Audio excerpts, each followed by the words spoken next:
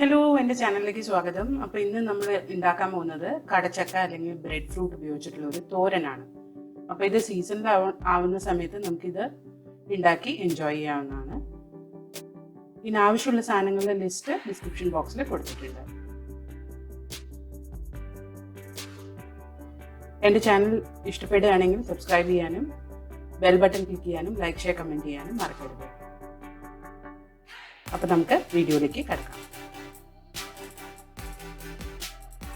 അപ്പോൾ ആദ്യം നമ്മൾ കടച്ചക്കയുടെ തൊലിയൊക്കെ കളഞ്ഞ് ഇങ്ങനെ നീളത്തിൽ അരിഞ്ഞെടുത്തിട്ടുണ്ട്. നന്നായി കഴുകി വൃത്തിയാക്കിയിട്ട് ഒരു പാത്രത്തിലേക്ക് ഞാൻ മാറ്റിയിട്ടുണ്ട്. ഇനി ഇതിലേക്ക് നമുക്ക് കുറച്ച് പൊടികൾ ചേർക്കാം.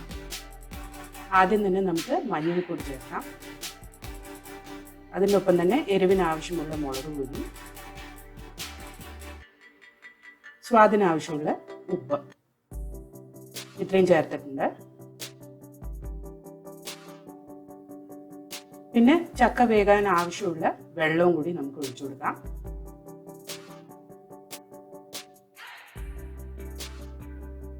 ഇനി ഇതൊക്കെ നന്നായിട്ടൊന്ന് മിക്സ് ചെയ്തെടുക്കാം.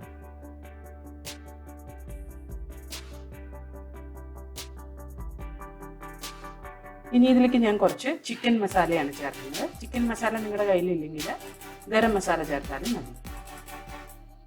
ഇതൊരു ഡിഫറെൻറ്റ് ടേസ്റ്റ് തരും ഈ ഡിഷിന്.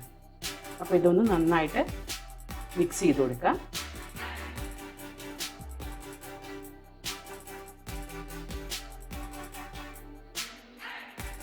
ഇനി ഈ ചക്ക വേകാൻ നമുക്ക് ഈ പാത്രം ഒന്ന് അടച്ചു വെച്ചിട്ട് മീഡിയം ഫ്ലെയിമിൽ ഒന്ന് വേവിച്ചെടുക്കാം.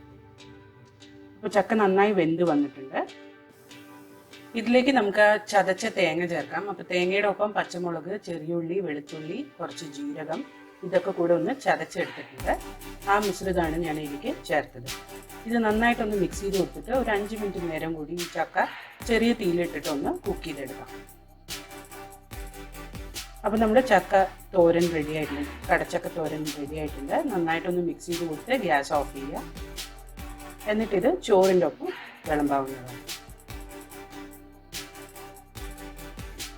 അപ്പോൾ ഈ റെസിപ്പി എന്തായാലും നിങ്ങൾ ട്രൈ ചെയ്ത് നോക്കുക. എന്നിട്ട് കമൻറ്റ് സെക്ഷനിൽ അറിയിക്കുക.